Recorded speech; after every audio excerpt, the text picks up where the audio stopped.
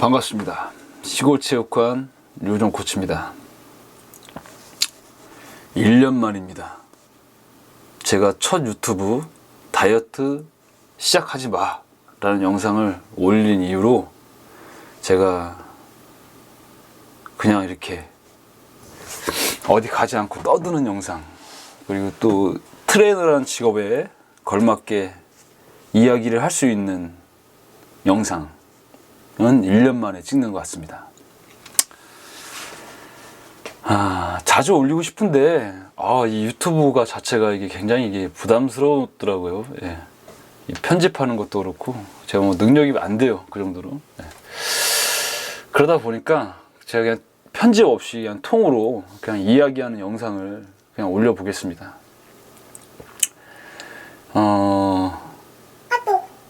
이 다이어트 잘못했다가 진짜 인생 말려버린 사람들 많이 봤습니다. 예. 그래서 제가 오늘도 다이어트에 대한 이야기를 좀 해볼게요. 일단 다이어트를 할 때 우리가 생각해야 될 게 다들 알겠지만은 어떻게 먹어야 되는지, 그리고 어떻게 활동량을 증가시켜야 되는지에 대한 부분을 아마 가지게 될 것 같은데, 정답은 뭐 멀리 있는 게 아닙니다. 예. 일단 첫 번째로 식단을 어떻게 구성을 해야 되냐면, 우리가 어릴 때부터 익숙해져 있는 음식을 가지고 다이어트를 해야 됩니다. 그래야 부작용이 없어요. 예. 물론 단순하게 이런 저염식 식단이라든지 뭐 고지방 다이어트라든지 뭐 이런 부분들은 상당히 초기에는 효과적일 수 있다는 얘기예요. 하지만 우리 인간은 감정을 가지고 있단 말이에요. 감정을. 이 감정 컨트롤을 해야 되는 상황 속에서, 그리고 그 난이도가 높으면 높을수록 그로 인한 부작용이 크다라는 겁니다. 예. 그렇다면은 우리가 생각을 해봐야 돼요. 어렸을 때부터 익숙해져 있던 우리의 음식 안에서 그 난이도를 어느 정도까지 둬야 되는지에 대한 부분입니다. 딱 정답을 그냥 알려드리는 게 좋을 것 같네요. 네. 우선 남성분들 같은 경우는 체중에 대한 어드밴티지가 좀 있죠. 네, 체중. 일단 신장에서도 그렇고 그로 인한 체중이 70kg 이상인 경우가 많습니다. 네, 75kg 정도가 평균이라고 봐야 되나? 그러다 보니까 기초 대사량이 높아요. 그래서 우리가 어렸을 때부터 먹었던 익숙해졌던 음식, 한식이죠. 예, 한식. 그 한식을 아주 정당성 있게, 아주 도덕적으로 밥 한 공기, 국, 이렇게 식판을 생각하면 되겠네요. 우리 어렸을 때 급식실에서 먹거나 아니면 군대에서 먹었던 그런 식판, 이런 거 봤을 때 적당히 한 공기에 걸맞는 음식으로 또 아주 도덕적으로 섭취를 해도 얼마든지 체중을 줄이기가 용이하다는 얘기죠.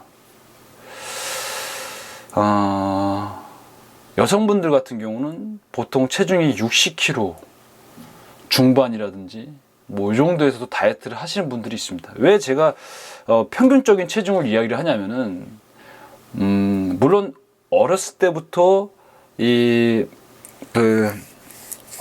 어렸을 때부터 어떤 만성 비만을 이어오신 분들도 있지만은, 근래에 들어서는 어렸을 때는 정상적인 체중을 유지하고 있다가 성인이 돼서 체중이 증가했고, 그러면서 다이어트를 시도했다가 다이어트에 대한 어떤 악순환에 말려버리는 분들이 많이 있기 때문입니다.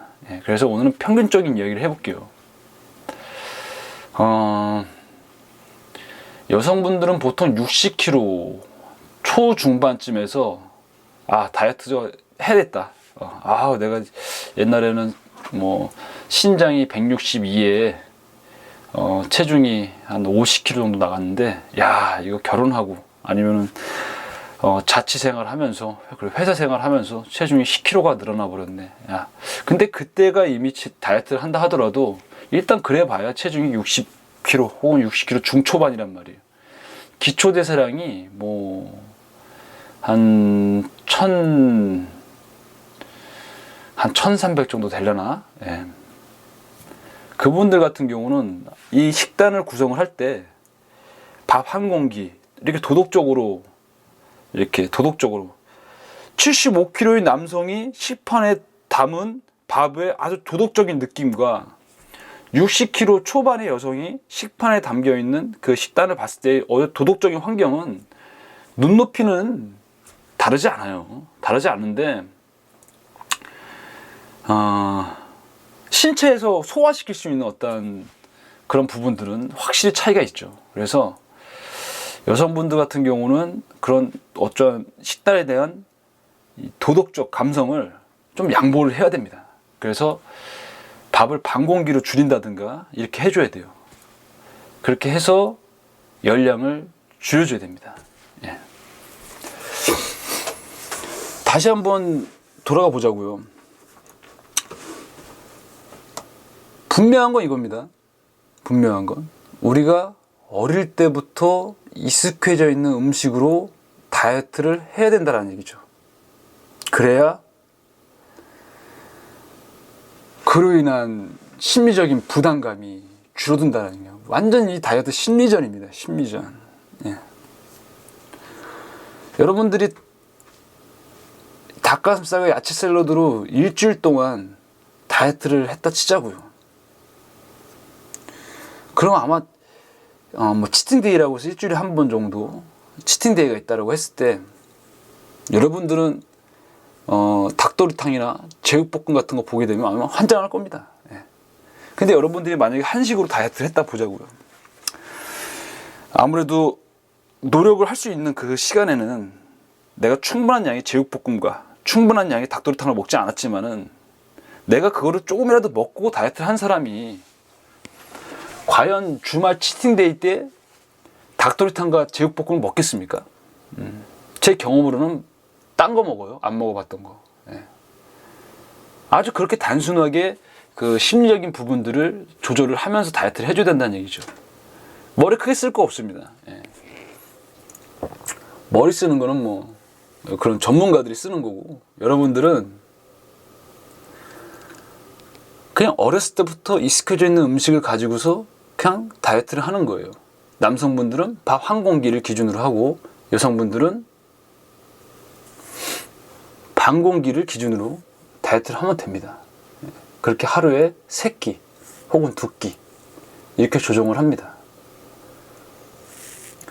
닭가슴살과 야채 샐러드를 먹으면서 다이어트 했을 때의 어떠한 감정적인 노력을 그 한식에 그대로 부여하는 것이죠. 예. 야, 오늘 맛있는 반찬이 있는데 이거 반 공기만 먹기에는 좀 아쉬운데? 아니야. 그래도 이게 닭가슴살보다 낫잖아. 그래, 여기까지만 먹자. 일어나는데 2초. 내가 먹은 밥그릇, 숟가락, 설거지통에 넣는데 2초. 깔끔하게 끝나는 거예요, 그냥. 그 순간에 대한 의지의 노력. 여러분들이 고무 같은 닭가슴살을 씹는 노력이 아닌 그런 노력이 필요하다는 겁니다. 예, 제가 밑에다가 그 이메일 주소를 남길 테니까요. 뭐 궁금한 거 있으면 뭐 물어봐 주세요. 제가 알고 있는 선에서는 웬만하면 좀 개인적인 경험이라든지 이런 부분 좀 줄이고 정확하게 좀 이야기를 좀 해볼까 합니다. 감사합니다.